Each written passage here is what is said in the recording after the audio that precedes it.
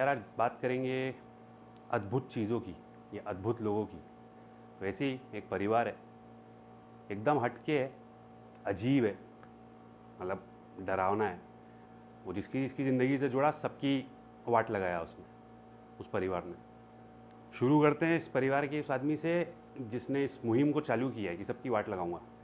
महेश भट्ट, सभी समझ गए होंगे भट्ट परिवार की बात कर रहा हूँ। महेश भट्ट जो एक टाइम पे स्ट्रगलिंग डायरेक्टर हुआ करता था, अपना नाम बनाने की कोशिश कर रहा था, उसने परवीन बाबी से कैसे रिलेशन जोड़ा, उसका लाइफस्टाइल उसको कैसे अच्छा लगा, और उसने उसको उस टाइम पे छोड़ दिया जब परवीन बाबी को सबसे ज़्यादा उसकी ज़रूरत थी। और वैसे ही कुछ रिया अगरबत्ती ने भी अपने लेट सुशांत सिंह राजपूत के साथ भी यही किया, छोड़ दिया उसको। छोड़ क्या दिया उसने, तो मरवा ही दिया उसको। खैर, वो तो सीबीआई देखेगी क्या करना है क्या नहीं। और महेश भट्ट ने तो यहाँ तक कह दिया था कि वो नाजायज़ है, उसको मालूम है, और उसने इस चीज़ को बहुत अच्छी तरीके से यूज़ किया अपनी पब्लिसिटी के लिए। और उसने इस नाजायज़ के ऊपर ना, मैं वो असल वर्ड नहीं बोलूँगा जो हिंदी में गाली है, मतलब मेरे घर वाले बहुत मारेंगे। खैर, उस पर उसने कई 3-4 मूवीज़ भी बनाई। उसकी पहली मूवी डैडी, फिर नाजायज़, ज़ख़म, ये सारी मूवीज़ हिट भी हुई क्योंकि उसने इस चीज़ को बहुत अच्छे से यूज़ किया इसके अंदर। एक ये पहलू नाजायज़ वाला, और एक दूसरा जो महेश भट्ट ने किया अपने करियर को ट्रैक पे लाने के लिए, जब वो इस्लाम में कन्वर्ट हुआ सोनी राजदान से शादी करने के लिए, जो उसकी दूसरी शादी थी, जो कि उसने सिर्फ उसी चीज़ के लिए कन्वर्ट हुआ और शादी की, क्योंकि इन लोग ने तो इस्लाम को मजाक बना के रखा है। खैर, रिलीजन उसके उस पर नहीं जाते। तो उसने सोनी राजदान से शादी की, पहली बीवी को छोड़ा, और पहली बीवी होते हुए उसने परवीन बाबी से अफेयर किया, फिर उसको छोड़ा, जबकि पूजा भट्ट ऑलरेडी हो चुकी थी। फिर इसने जब दूसरी शादी की, फिर उसके बाद इसको और बच्चे हुए, जिसमें से एक आलिया भट्ट, नेपोटिज्म किड, और एक दूसरा जो अपने आप को महेश भट्ट से भी बड़ा नाजायज़ बोलता है, उसी का बेटा राहुल भट्ट। अब वो अपने आप को बड़ा नाजायज़ क्यों बोलता है, या बड़ा बा, समझ गए होंगे आप लोग। अब इसके पीछे क्या झोल झाल है या क्या सीन था, वो तो भट्ट परिवार को ही पता होएगा, भट्ट फैमिली को ही पता होएगा, महेश भट्ट को पता होगा क्या हुआ था कि वो इतना अपने आप को बढ़ा के बोल रहा है कि मैं महेश भट्ट से भी ऊपर वाला हूँ।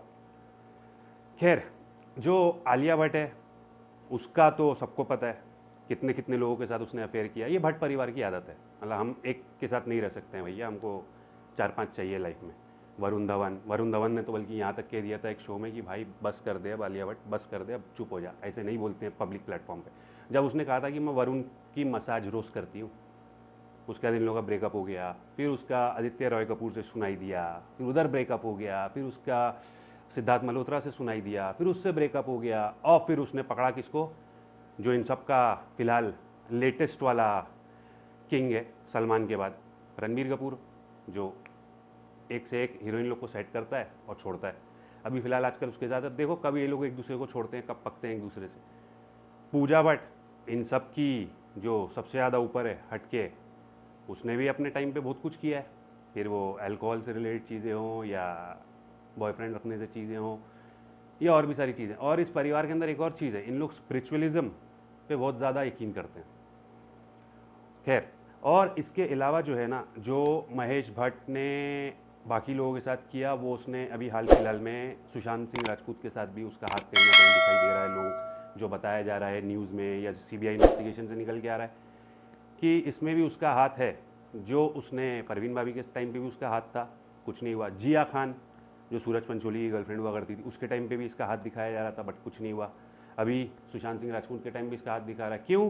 क्योंकि ये हर किसी को यही बोलता है, जितनी भी हीरोइन आती हैं नई जो स्ट्रगलिंग होती हैं, फिर वो जिया खान हो या रिया अगरबत्ती हो, इन सबको वो उस तरीके से पैम्पर करता है ना कि इनको लगता है नहीं ये मेरा असली बाप है, मेरा जो असली बाप है वो तो बाप ही नहीं है।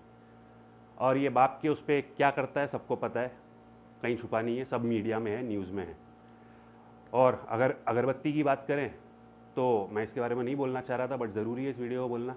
इसने भी सबके साथ यही किया है जो भट्ट परिवार करते आया है, इसने उसी चीज़ को फॉलो किया है।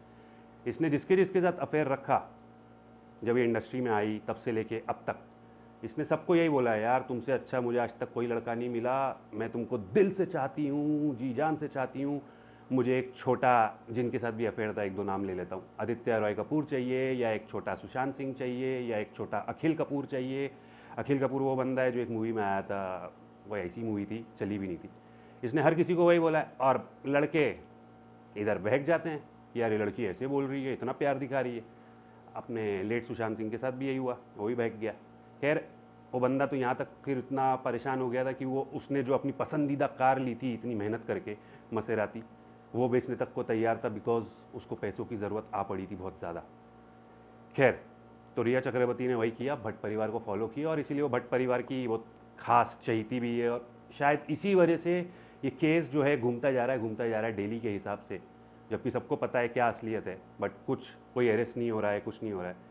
सबको पता है इसमें किन किन बड़े लोगों का हाथ है, फिर वो भट्ट परिवार हो या जैसे और एक दो लोग बहुत खुल के सपोर्ट में आए हैं रिया चक्रवर्ती के, जो इवन वो भी कहीं ना कहीं नेपोटिज्म से जुड़े हुए हैं, या इंडस्ट्री में उनको एक डर है कि अगर वो कुछ बोलेंगे तो उनके हाथ से काम चला जाएगा, उनका करियर बर्बाद हो जाएगा। तो यार ऐसे लोगों से बच के रहो। मतलब जो इंडस्ट्री में उनको तो छोड़ दो, खैर उनको अपने काम के हिसाब से लोगों को यूज़ करना पड़ता है, वही अपना काम बनता, भाड़ में जनता। बट हम लोग को ऐसे लोगों से बच के रहना, ऐसे लोग बाहर भी हैं काफ़ी, तो ऐसे लोगों से बच के रहो जो आपको यूज़ करें और उसके बाद छोड़ दें। बाकी चलें, अपना अपना ख्याल रखें, टेक केयर, आस्ता ला विस्ता।